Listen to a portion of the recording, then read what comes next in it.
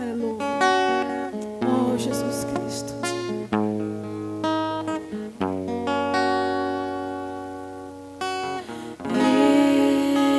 Estou no meu jardim, tranquei a porta, abri meu coração, reguei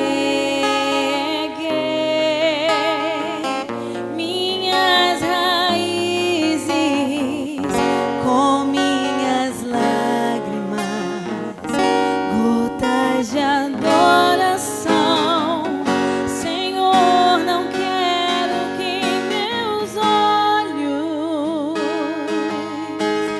percam o brilho do primeiro amor por ti. Não quero que em mim se perca o desejo de te adorar. Então adore ao Senhor. Vem, Senhor, e me resgata todos os dias só pra te adorar. Quero ser teu bom perfume, primeira essência, jardim particular.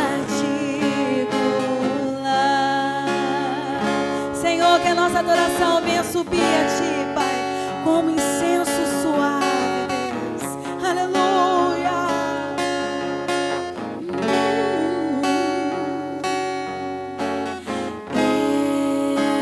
Estou no meu jardim, tranquei a porta, abri meu coração, reguei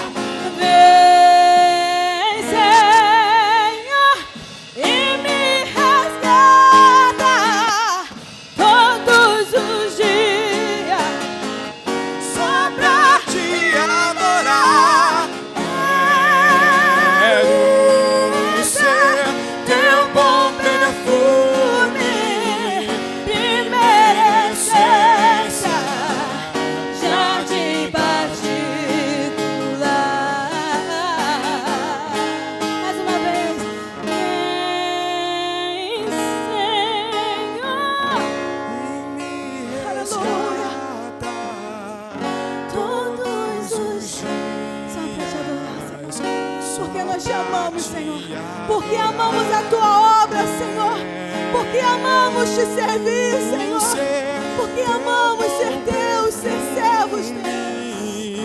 Primeira essência, jardim particular,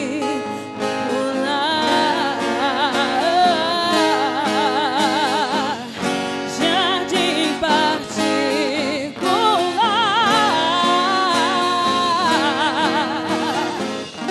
jardim particular.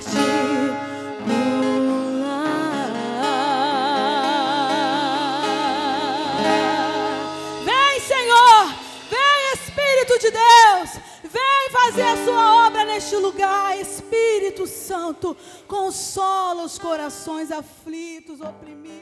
Glórias ao Pai, glórias ao Filho e glórias ao Espírito Santo de Deus. Diga assim: toda honra, toda honra. Mas eu trabalhei muito tempo com generais, muitos generais, e te fazia aquela guarda em forma para generais de 4 estrelas, 3 estrelas, 2 estrelas. E muitas vezes eu coloquei a guarda em forma. Trabalhei lá com Braga Neto, né? Trabalhei junto com ele. Inclusive, né, na época ele até pediu a minha esposa para mim, né? Éramos assessores para continuar lá e eu quis sair. E a honra que a gente dá para aqueles homens, né? Como a gente dá para aquelas pessoas, como a gente trata, né? E como também eu era honrado pelos meus subalternos. Então a gente fica observando que nós estamos na casa do Senhor. E eu me lembro que a gente tinha que estar com o coturno brilhando, cinto, as unhas cortadas, não tinha que ter um fio aqui, o cabelo alinhado, prender a respiração, peito para dentro, barriga para dentro, peito para fora, para honrar homens. E isso, irmãos, era de segunda a sexta-feira, quando eu tirava serviço no sábado, no domingo. Trabalhei no Comando Militar do Sudeste, em São Paulo, né? Eu estou aqui com o meu amigo Dácio Coimbra, né, que foi militar também com a gente, terceiro BI. Né? O Dácio Coimbra trabalha com a Conselho de Pastores de Eutunina, né? Que é o nome Comipa. E agora está fazendo um trabalho lá no Porto do Rosa também, um conselho lá. E às vezes, irmãos, a gente está na casa do Senhor para dar honra, dar uma glória. O pastor tem que implorar: dá uma glória, alô, adora o Senhor, exalta o Senhor. Eu queria convidar você agora, todos que estão aqui, todos, sem exceção, aqui está aí atrás, para tudo, todo mundo. Levanta as suas duas mãos para o alto agora, bem alto assim, vamos adorar aí, diga assim, bem alto. Diga assim: glórias ao Pai, bem alto. Glórias ao Filho e glórias ao Espírito Santo de Deus. Diga assim: toda honra, toda glória, todo louvor, toda adoração seja dada ao Pai, ao Filho e ao Espírito Santo de Deus. Agora abra a tua boca e glorifica a Deus. Dê glória a Deus. Exalta o Senhor. Exalta o Senhor. Aqui no altar tem anjo de 3 metros de altura. A glória do Senhor está nesse lugar. Tudo aqui é para o Senhor. Os nossos pensamentos, as nossas visões, ou seja o que for, aí fora, aqui é do Senhor. Todos vamos entrar pela mesma porta, vamos herdar o mesmo céu, é o mesmo Deus. Você está entendendo da glória a Deus? Não deixa de amar o teu irmão por qualquer outro motivo. Nele, ele pode ser até flamenguista, não tem importância não. Se for tricolor, você ama melhor, amém? Amém? Mas nele há o Espírito Santo de Deus. Quem entendeu da glória a Deus? A unção de Deus sobre a vida dele. A glória de Deus, você não quer amar ele, não quer falar com ele, não quer abraçar com ele, mas quando você entrar no céu, talvez ele entre e você não vá. Nós somos filhos do mesmo Deus. Quem está entendendo da glória a Deus? Aplauda o Senhor Jesus.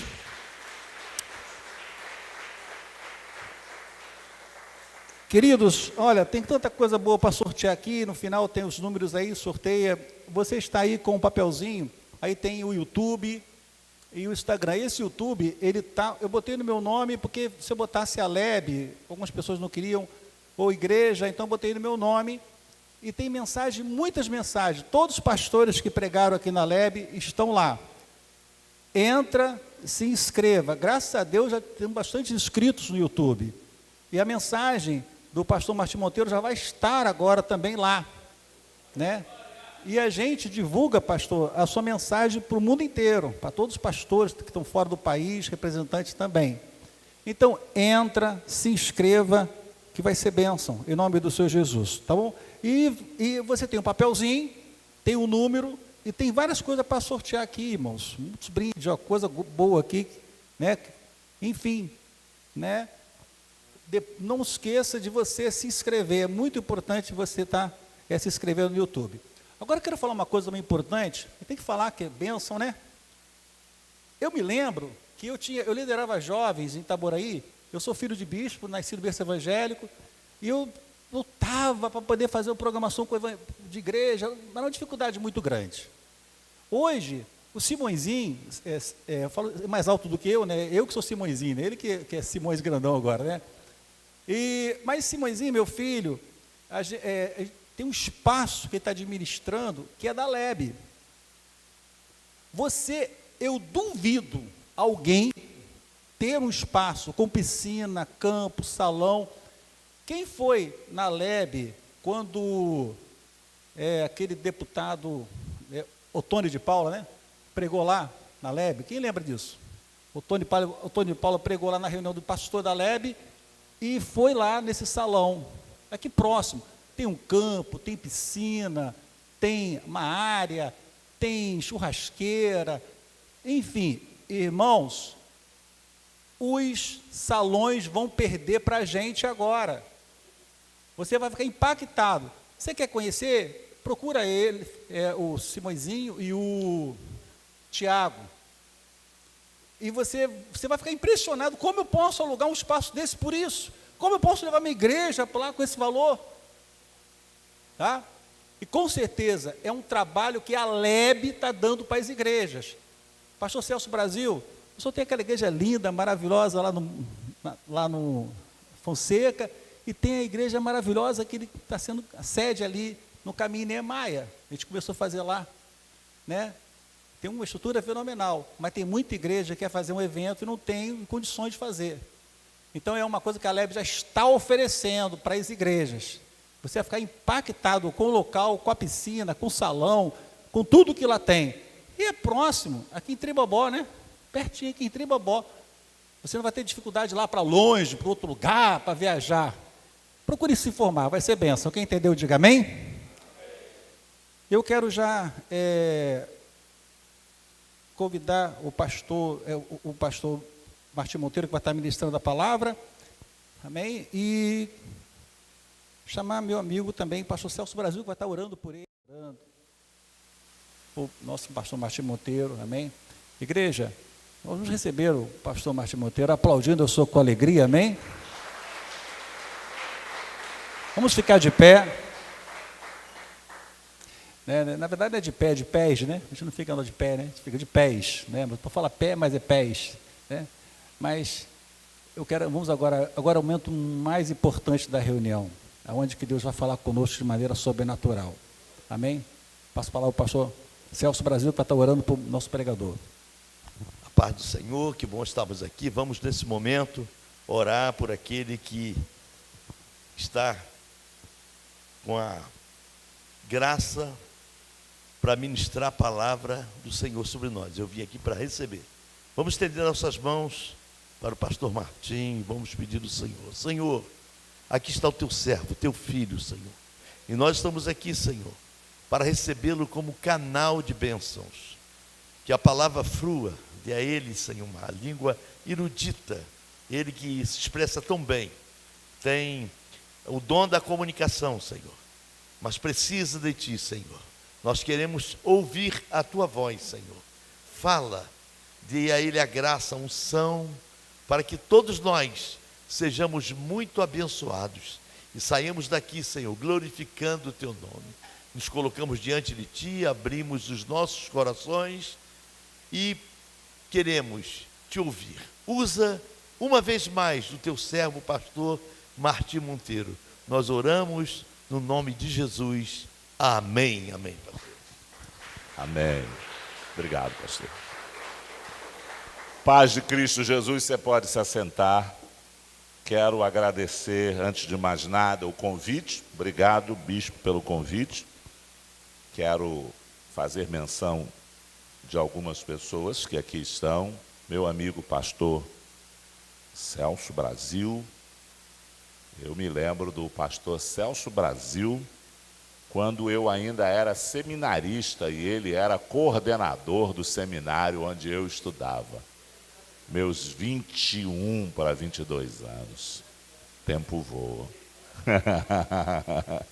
Tem muito mais? Não tem 60 anos igual o pastor Jorge Marques ainda não. Amém? Quero também apresentar, fazer menção dessa mulher de Deus, minha amiga particular, amiga da minha família, a eterna prefeita desse município, Aparecida Panicé. Vocês querem aplaudir o Senhor Jesus pela vida da Aparecida?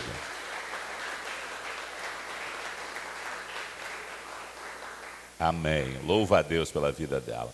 Também alguns companheiros que aqui estão, louva a Deus pela vida desses companheiros. Tem uma equipe que veio, né, hoje me prestigiar, portanto, eu trouxe a claque, né? Quem não sabe o que é a claque, eu trouxe a claque, né? Cadê os obreiros, pastores? Tem pastores aqui que eu trouxe. Depois você pega todo mundo para a Lebe. Eu fisguei aí essa turma, bispo.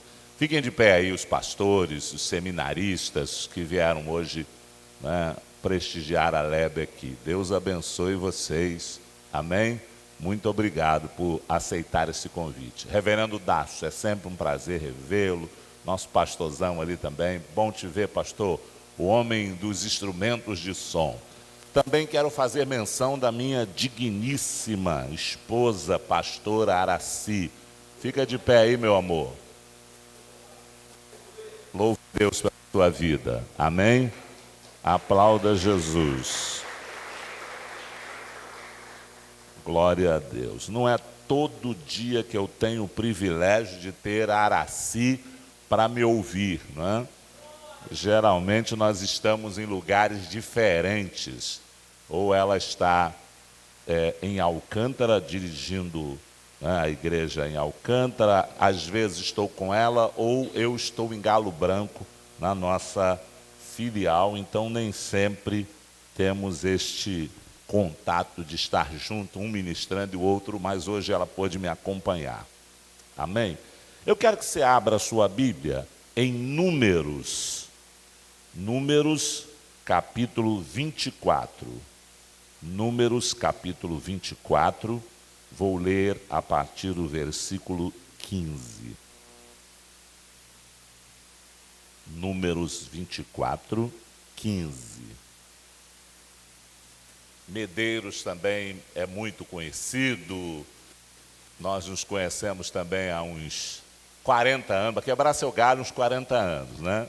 Pastor Celso já disse que tem mais. Você, eu vou dizer que tem menos, né? Medeiros é um profissional da área de comunicação, de filmagem. Já tivemos o privilégio de tê-lo acompanhando em outros momentos nossos, sempre como um profissional competente. Números capítulo 24, versículo 15. Quem achou, diga amém. Então alçou a sua parábola e disse: fala Balaão, filho de Beor, fala o homem de olhos abertos, fala aquele que ouve os ditos de Deus e que sabe a ciência do Altíssimo, que vê a visão do Todo-Poderoso e que cai em êxtase e de olhos abertos. Você pode manter a sua Bíblia aberta, se for possível. Eu quero viajar um pouquinho na palavra de Deus com você. Amém? Este personagem, ele é enigmático. Um dos mais enigmáticos da Bíblia. E eu quero, antes de caminhar com vocês um pouquinho sobre Balaão, falando sobre a tragédia pessoal de Balaão. A tragédia de Balaão, ela lembra de alguns personagens do hoje. Balaão é alguém que você olha e parece que ele está no ministério. Parece que ele está no ministério. E aí eu pergunto para você, um homem que faz a declaração que a gente acabou de ler aqui agora, não é alguém que parece que está no ministério? Porém, esse homem tem uma história de tragédia pessoal. Lá no final, a Bíblia diz que ele é morto ao fio da espada. E em Apocalipse, a última referência que é feita sobre Balaão é uma exortação, um puxão de orelha de Deus a uma igreja que segue a doutrina dele.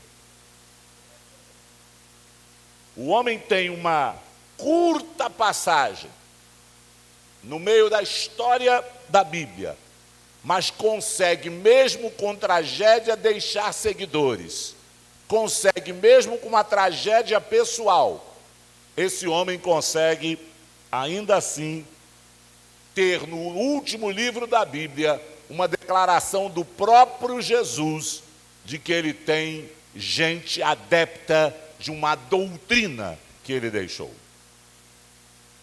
A pergunta que eu faço é, assim como Balaão, que a gente olha e diz assim, aparentemente está no ministério, a pergunta que eu quero fazer é, por que nós ainda estamos no ministério? Por que nós ainda estamos no ministério? A segunda pergunta que eu quero fazer, você lembra as motivações iniciais? Porque quando você pergunta por que ainda estamos no ministério, é preciso você voltar um pouquinho e lembrar do que nos levou a entrar no ministério. Quais foram as motivações para a gente entrar no ministério? E, a não ser que você tenha comprado, a não ser que você tenha negociado, a não ser que alguém tenha jogado avanço e você tenha pego, entrar no ministério não é coisa fácil. Eu estou falando de ministério para quem leva a sério. Entrar no ministério não é coisa fácil. Todos nós temos preços que já pagamos e que ainda vamos pagar. O ministério, agora mesmo eu estava conversando rapidamente quando o pastor Celso chegou, comentando sobre algumas questões de liderança, de como o diabo se levanta para tentar afetar quem está no ministério. Tenta afetar a família, tenta afetar as suas atividades, a sua saúde, os seus companheiros, aqueles que são parceiros no sofrimento. O diabo, de alguma maneira, tenta a todo instante, ou ele tenta fazer você desistir, ou ele coloca tropeço, ou ele tenta manchar você, para que de alguma maneira você abandone o ministério. Mas por que ainda estamos no ministério? Quais foram as motivações? Eu quero uma outra pergunta. O que te movia enquanto você estava no início do seu ministério? Você já parou para fazer esse balanço? O que te movia? O que te movia ainda te move? O que te emociona ainda acontece? As razões lá ainda são as mesmas? Ou quem sabe você está no ministério porque não tem outra saída, não tem outro ganha-pão. Você olha para um lado, para outro, se tivesse alguma coisa melhor, se vender limão na feira tivesse dando mais dinheiro, talvez você trocaria por uma barraca de venda de limão na feira. O que te mantém ainda no ministério? Eu já ouvi de pastores dizer assim, se eu tivesse tempo de ter uma outra profissão, se eu conseguisse um outro negócio, olha a palavra, um outro negócio. O que ainda o mantém no ministério? O que te movia? Eu fico ainda hoje pensando, minha oração todos os dias ao Senhor é, Senhor, que as minhas motivações não sejam ocasionais, porque a pior coisa que tem é alguém chegar num determinado momento do ministério e descobrir que as motivações dele são ocasionais. O que são motivações ocasionais? Eu estou motivado hoje porque aconteceu alguma coisa, ou porque alguém prometeu alguma coisa, ou porque surgiu alguma coisa. Isso é motivação ocasional. A motivação eterna é aquela de quando você começou e se você consegue mantê-la ainda. Você lembra de um homem que fala assim, fui moço e agora sou velho. E ele está dizendo, Deus é o mesmo de quando eu era moço, porque eu nunca vi um justo desamparado, nem a sua descendência mendigar o pão. Ele está dizendo assim, o Deus lá do meu começo, a minha motivação está na fidelidade de Deus. A minha motivação não tem nada a ver com ocasional. Algumas coisas podem falhar à minha volta, mas a minha motivação é que Deus é o mesmo, Deus é o mesmo, Deus é o mesmo, Deus é o mesmo, Deus é o mesmo. Balaão é enigmático, apesar dele não comer gafanhoto. Porque você olha um líder esquisito que come gafanhoto. Quem é que gostaria de acompanhar um líder esquisito? Balaão não come gafanhoto. Balaão não anda com roupas extravagantes. Balaão não parece um brucutu chamando todo mundo de raça de víbora. Quando eu examino Balaão, Balaão parece fino, Balaão parece estudado, Balaão parece diplomático, Balaão parece ter até uma aura celeste. Balaão tem bons relacionamentos. Eu estou, pelo menos uns 3 dias mergulhado em estudar esse personagem enigmático, apesar de já conhecê-lo de tantos anos como você. Mas quando eu olho que reis mandam comitivas, manda uma primeira comitiva e manda uma segunda comitiva mais importante ainda. Manda uma comitiva oferecendo prêmio, manda uma segunda comitiva com prêmios maiores e com honraria. Significa que Balaão tem bons relacionamentos. O que seria alguém estudado, diplomático e que tem bons relacionamentos? Chamado por reis. Balaão também gosta de coisas boas. Balaão tem secretário. A Bíblia diz que quando ele vai com mais 2 secretários, com 2 ajudantes, com 2 servos. Balaão também é conservador. Essa é uma palavra que está tão em evidência, né? Todo mundo agora é conservador. Balaão era conservador. Para você ter uma ideia, ele era conservador. Ele mantinha a mesma mula por muito tempo. A mula disse isso. Eu te sirvo há tanto tempo. Eu estou tanto tempo com você. Quem reivindicou isso foi quem? Foi a própria mula. Balaão é vaidoso. Balaão gosta de gabar. No texto que nós acabamos de ler, quem é que está falando? Fala o homem de olhos abertos, o homem que vê Deus. Ele gosta de se gabar das suas experiências sobrenaturais. Balaão nos parece sincero, mas deixa eu falar uma coisa para você. A pior coisa que tem é alguém que parece.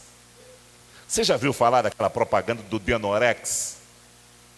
Parece, mas não é. Quem olha para Balaão pensa o quê? Balaão parece sincero. De vez em quando você olha para alguém e fala assim, fulano me passa credibilidade. Eu fico imaginando quando Samuel chega na casa de Jessé, procurando um rei, ele se encanta com um dos irmãos de Davi. Aquele irmão de Davi pareceu sincero.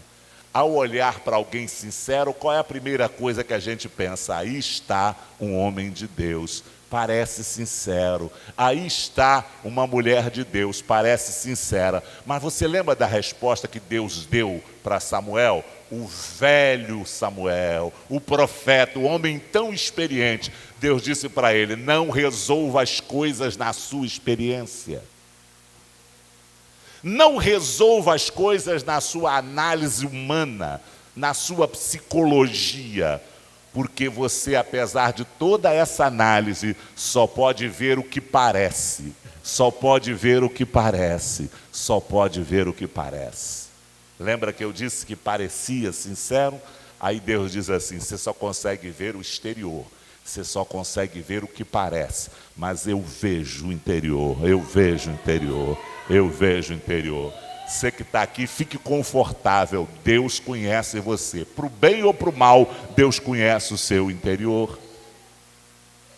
Eu sei que às vezes a gente se sente desconfortável quando alguém olha para a gente e diz assim: fulano não me parece confiável. Você já sentiu isso? Alguém olhar para você e diz assim: não, ele não merece esse cargo, não merece essa função, não parece confiável. Fique tranquilo, você não sobrevive da aprovação dos outros, nem sobrevive ou nem morre pela reprovação dos outros. A melhor coisa que você pode ter é Deus dizendo para você o que disse para o filho dele. Se você é filho dele, o que ele disse para o filho dele quando está sendo batizado por João Batista: este é meu filho amado, é meu filho amado, nele tenho prazer. Não se aflija pela falta de aprovação dos outros. Período de eleição tem uma pesquisa, e na pesquisa eles têm o índice de aprovação e o índice de rejeição. Os dois, são conflitantes. Alguém chega e fulano está com índice de aprovação lá em cima. Aí vê o outro e diz assim: fulano está com índice de rejeição também lá em cima ou lá embaixo. Nós não vivemos dessas coisas, querido.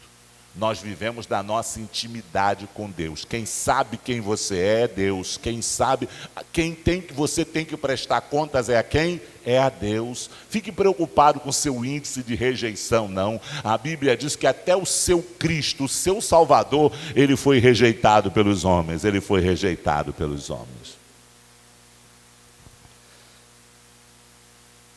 Balaão é um homem como todos os seres humanos, mas ele tem uma fraqueza. Agora escute isso.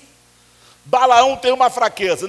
Balaão não tem tara pela mulher dos outros como Davi. Balaão não desrespeita a adoração alheia como os filhos de Eli. Balaão não engana como Jacó. Balaão não mente como Abraão. Não mata como Caim, mas tem um único problema: Balaão ama o dinheiro. Ele é obcecado pelo dinheiro. Ele é desesperado por uma vantagem pecuniária. Eu uma vez estava conversando com um presbítero, e ele já tinha vindo de umas 2 ou 3 igrejas, e ele fez um gabinete, estava chegando para congregar comigo. E a nossa conversa foi uma conversa muito aberta. Eu disse para ele: eu não tenho motivo para querer você aqui, como não tenho motivo para querer você fora daqui. Se você for bênção, entre, que a casa é sua. Se você não está sendo enviado por Deus, que o Senhor te leve. Eu não mando que o outro te carregue, que o Senhor te leve. E ele começou a dizer para mim: pastor, eu só tenho um problema. Ele falou: eu não tenho um problema com mulher, eu não tenho um problema com... Aí ele foi citando: eu não tenho problema nem com a minha mulher, mas tem uma coisa, pastor: não me bota na tesouraria, não me pede para comprar nada, porque o meu fraco é o dinheiro. E ao dizer isso, ele tinha enchido a boca para dizer assim: eu nunca adulterei, eu nunca matei, como se ser desonesto também não colocasse alguém fora do céu. E ele disse assim: dinheiro é o meu problema. Eu preciso ficar longe de dinheiro. E eu fiquei pensando, olhando para ele, esse homem precisa se converter como todos os demais pecadores, porque a minha Bíblia diz que o dinheiro, o amor ao dinheiro é a raiz de todos os males, e muitos trespassaram as suas almas por causa do amor ao dinheiro. Nosso amigo Balaão é obcecado pelo dinheiro. A minha pergunta é: você conhece alguém assim? Prega, canta, faz cair fogo do céu, mas se passar perto do maldito dinheiro, acabou. E eu vejo tanta gente com problema nessa área, sobe no púlpito para falar da corrupção dos políticos, sobe no púlpito para falar da corrupção de governador, de prefeito, de deputado. Irmãos, a minha Bíblia não diz que só os políticos desonestos herdarão o inferno. A Bíblia diz que todos os ladrões não entrarão no reino dos céus. O fato de ser líder, o fato de ser pastor, o fato de ser gospel não perdoa você, não nos perdoa, não nos isenta da responsabilidade. Balaão é alguém que sempre me fascinou. Me fascinou por suas declarações. Eu acabei de ler: fala o homem que vê Deus com os olhos abertos. Eu sempre me atraí por suas experiências pentecostais. O homem que cai em êxtase com as visões do Todo-Poderoso. Você já viu muito isso aí, né? Alguém cair, alguém foi movido por uma presença e caiu, alguém teve visões, alguém foi arrebatado e voltou falando coisas tremendas. Quem nunca sonhou com tais manifestações? Quem nunca pensou em viver essa embriaguez do Espírito tal qual Balaão? Ou quem já viveu essas experiências profundas no passado, no início da caminhada, na dispensação da inocência, porque todos nós já tivemos a dispensação da inocência, sim ou não? Até que sutilmente alguma serpente soprou no nosso ouvido de que havia algo maior. Há algo maior, tem algo maior. Não se contente com isso, tem algo maior. E aí, tal qual os nossos antepassados, nós compramos a ideia de que existe algo maior que Deus escondeu de nós e nos afastamos e nos escondemos da visitação.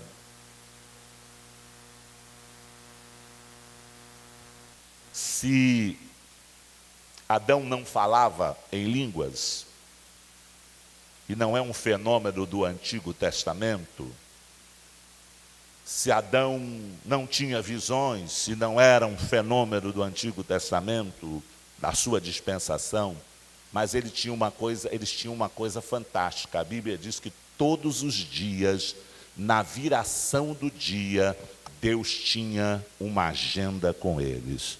Todos os dias, na viração do dia, Deus os visitava. Era agenda. E nem quando eles pecaram, Deus quebrou a agenda. Nem quando eles pecaram, Deus cancelou a agenda. Mesmo eles pecando, Deus os visitou. Deus cumpriu a sua agenda e não os encontrou como ele esperava. E eles tinham se escondido, porque eles tinham trocado a visitação de Deus de todos os dias por algo que o diabo tinha soprado, de que existe alguma coisa que Deus está escondendo de você. Quem aprecia calmaria aqui? Quem aprecia calmaria? Você aprecia a calmaria? Eu quero dar uma notícia para você. Quem sabe nessa sua calmaria é a visitação de Deus para você. Elias um dia experimentou Deus na calmaria, a visitação veio na calmaria. Deus já tinha, passou uma série de situações, tinha acontecido, terremoto, vento, mas a Bíblia diz que na calmaria houve a visitação de Deus. Talvez você esteja esperando algo tremendo, diferente, sobrenatural, talvez você esteja pensando em cambalhota, em cair em êxtase, mas eu quero profetizar, quem sabe na madrugada, às 3 horas da manhã, seja o momento da visitação de Deus para você, na calmaria. Não troque isso por nada.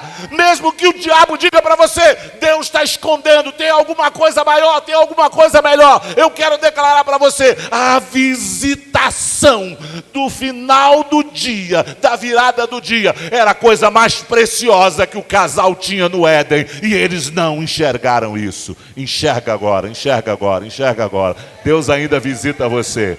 Deus ainda visita. Não tem fenômenos, mas Deus ainda visita você. Deus ainda visita você. Hoje olhamos para o passado, para o nosso Éden, o nosso jardim, e ficamos, eu gosto dessa expressão que é popular, ficamos como cachorro que cai da mudança. Você acha que Deus mandou colocar anjos e espada flamejante no jardim por quê? Porque aquela noite que foi expulso do jardim não foi uma boa noite de sono. Eu acredito que ele perdeu o sono e acredito que a primeira coisa que ele fazia é, vou esperar clarear, porque eu vou tentar encontrar uma entrada de volta para o jardim. Quantas vezes você acha que Adão rodeou o jardim? Quantas vezes? Quantas vezes ele rodeou o jardim? Mas Deus havia colocado o quê? Não tem brecha para entrar. Deus colocou anjos e espada. Anjos e espada. Anjos e espada.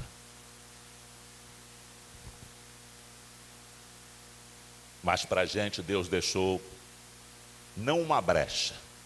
A Bíblia diz assim, você tem agora um vivo e novo caminho. Um vivo e novo caminho. Você não vai ter, Adão não teve acesso ao Éden aqui da terra, mas você tem acesso ao Santo dos Santos, por um vivo e novo caminho. Por um vivo e novo caminho. Balaão é a cara da tragédia. Por quê? Agora a pergunta é, por que ele estava no ministério? Você já descobriu? Por que estamos nós? Quais são as nossas motivações? Eu continuo no mesmo tom, na mesma tecla. O que nos movia ainda nos move ou nos arrastamos quase que como por obrigação?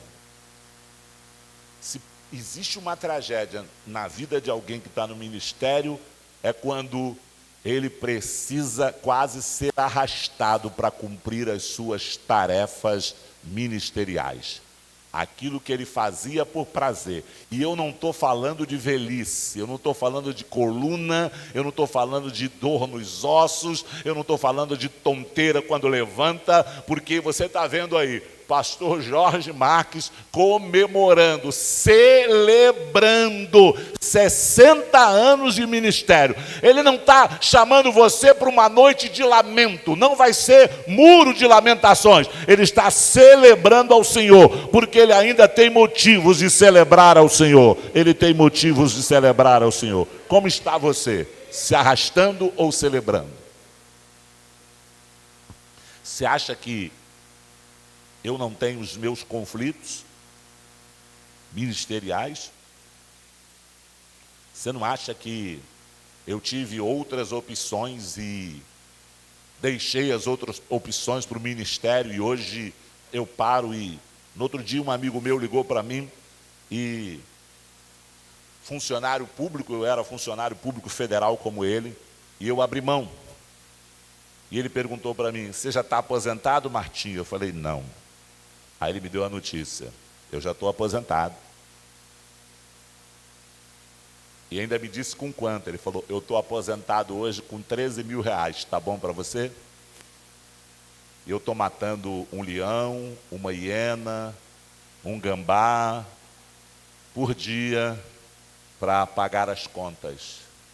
Mas lá atrás eu abri mão, porque me impedia de estar não me impedia de estar, me impedia de estar por inteiro no ministério.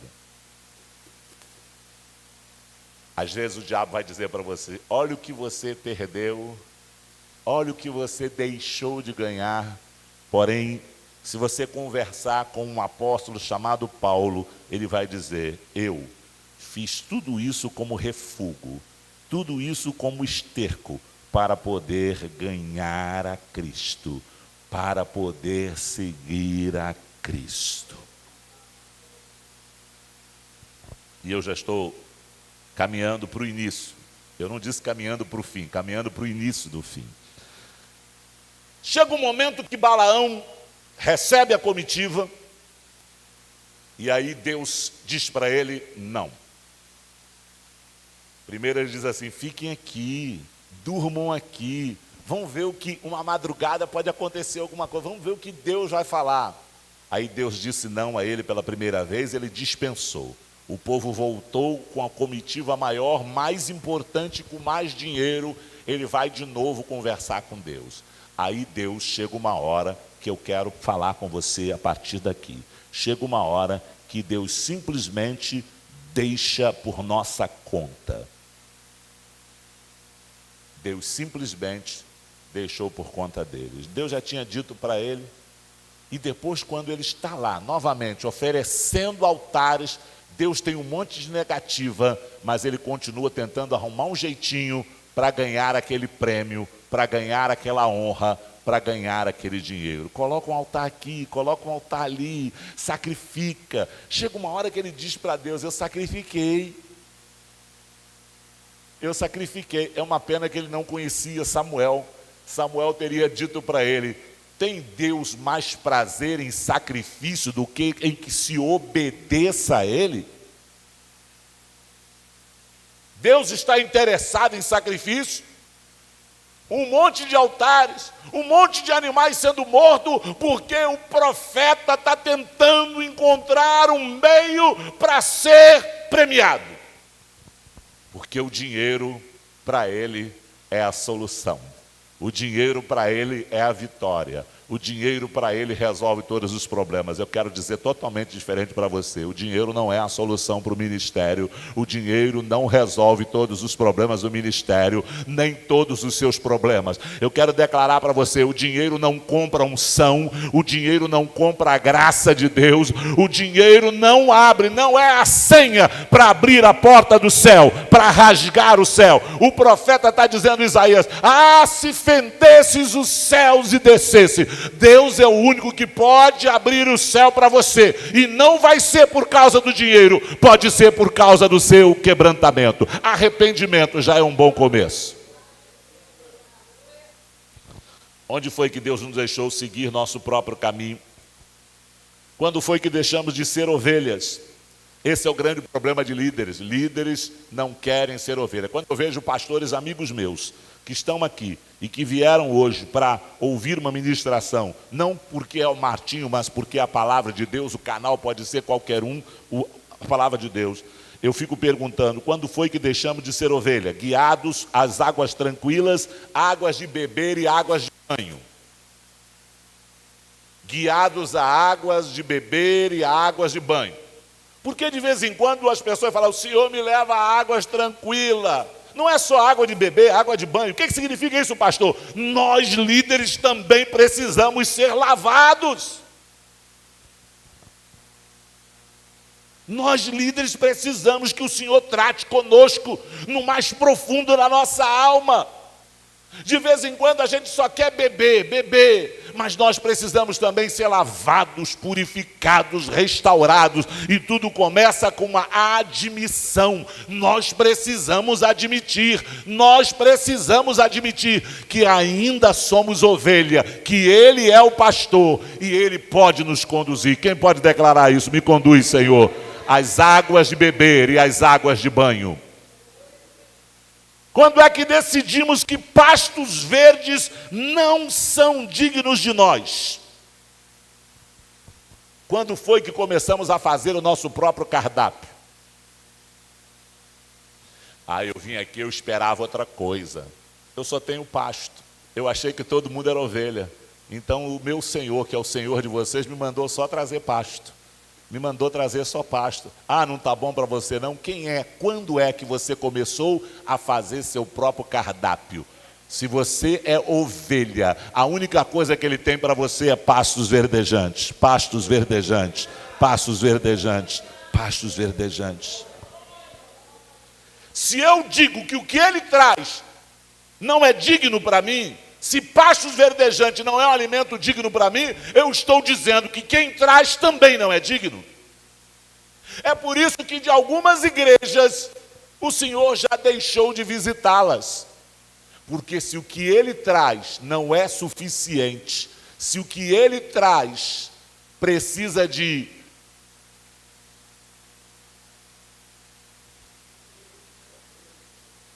Vocês estão vendo muito programa de culinária.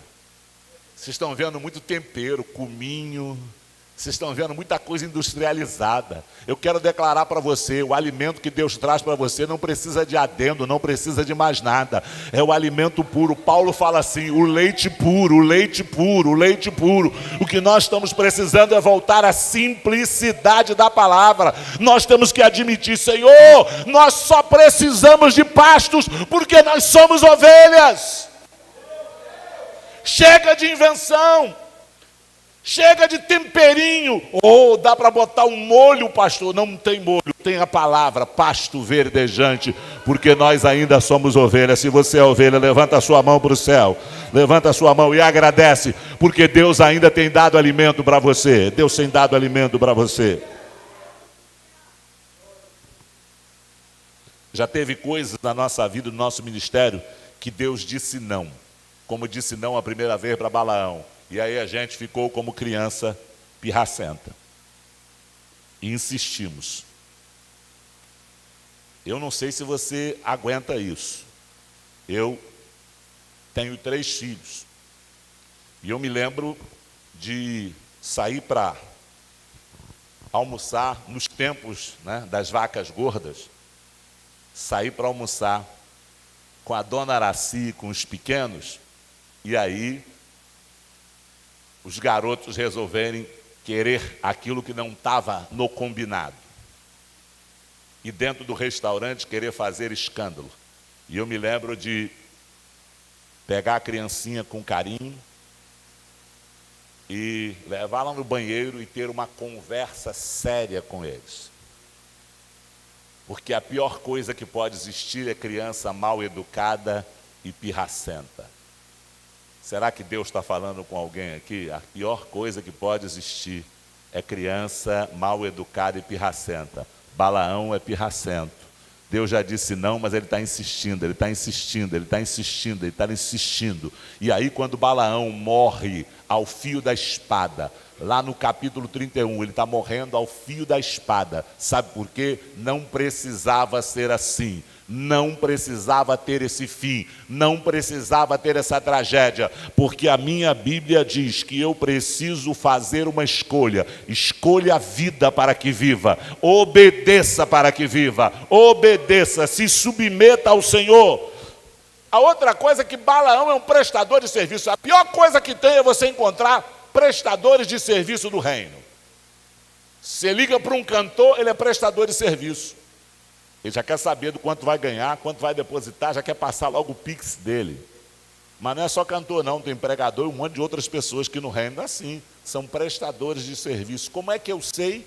A Bíblia fala no versículo 7 que ele é, como prestador de serviço, alguém procura ele dizendo assim, eu estou chamando você, oferecendo dinheiro, porque eu sei que o que você abençoa é abençoado, o que você amaldiçoa é amaldiçoado. Significa que ele já havia prestado este tipo de serviço para Balaque.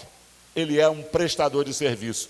Vão comprar o que ele tem por preço. Deixa eu dizer uma coisa, meu irmão, o que você tem não foi adquirido por preço. Você pagou alguma coisa pelo que você tem? Nem pela igreja que você tem, nem pelas ovelhas que você está tomando conta, nem pela palavra de sabedoria que você tem, nem pela palavra que você ministra, nem pelo dom de cantar. Você não pagou nada por isso. Então por que você vende aquilo que não te pertence? Prestador de serviço, vem, amaldiçoa. A Bíblia diz que ele tinha até tabela de seus serviços. Ele tinha até tabela. Porque quando ele chega e diz assim, olha, eu vou te dar mais. Mais é mais de alguma coisa. Eu vou te dar mais do que aquilo que você já me cobrou. Tão somente amaldiçoa. Chega uma hora que Balaque começa a ficar irado. Tem uma hora que Balaque diz assim, mas não é possível, eu quero te honrar, teu Deus não está deixando, porque ainda tem gente procurando honra de homem. Meu irmão, você não foi chamado para ser honrado por homem. Não fica preocupado se alguém, não reconhece quem você é. Você não foi chamado para ser honrado por homem. Sabe qual vai ser a sua honra? O dia que ele olhar para você e disser, vinde bendito de meu Pai, vinde bendito de meu Pai, possuí por herança o reino que vos está preparado desde a fundação do mundo.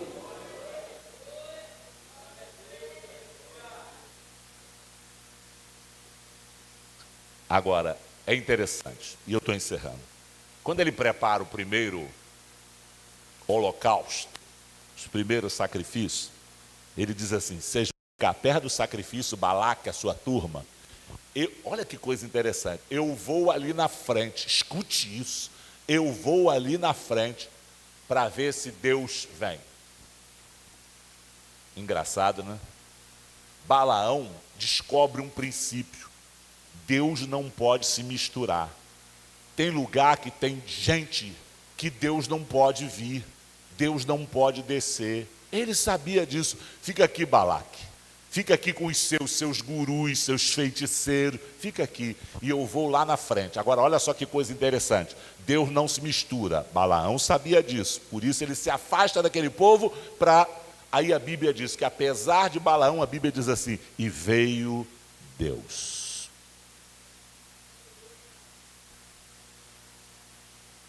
Apesar de nós. E veio Deus. Tomara que ao chegar em casa, quando você dobrar o seu joelho, Deus veja tanta sinceridade em você, que vai acrescentar a frase, e veio Deus, e veio Deus, e veio Deus. E Deus o visitou. O que a Bíblia está dizendo, apesar de Balaão, Deus ainda está visitando para dar uma oportunidade. Deus ainda está visitando para dar uma oportunidade. Quem sabe Balaão vira profeta de verdade. Quem sabe Balaão, em vez de pensar no dinheiro, Balaão vai pensar em Deus primeiro. Chega uma hora que ele chega à conclusão que não dá para amaldiçoar quem Deus abençoou. Sim ou não? Mas aí encerra a tragédia dele. Por que ele morre lá no capítulo 31? Vendo que não havia jeito de amaldiçoar aquele povo, ele teve uma grande ideia. Porque, preste atenção, você já ouviu falar em alguém que fala assim, hoje mesmo eu ouvi alguém dizer assim, não, porque Deus é Deus de bênção, Deus é Deus de maldição. Um minuto. A minha Bíblia diz que não pode sair de uma mesma fonte, sair água amarga e água doce. O que é a maldição da parte de Deus? Eu vou te explicar. A maldição da parte de Deus é simplesmente quando a bênção é retirada e em seguida o abençoador é retirado. Escute. Quando a bênção é retirada na vida do homem e da mulher de Deus, o que aparece é maldição. E quando o abençoador se afasta, acabou. A maldição para nós não é a macumba que alguém faça, não é a feitiçaria. É quando Deus se afasta.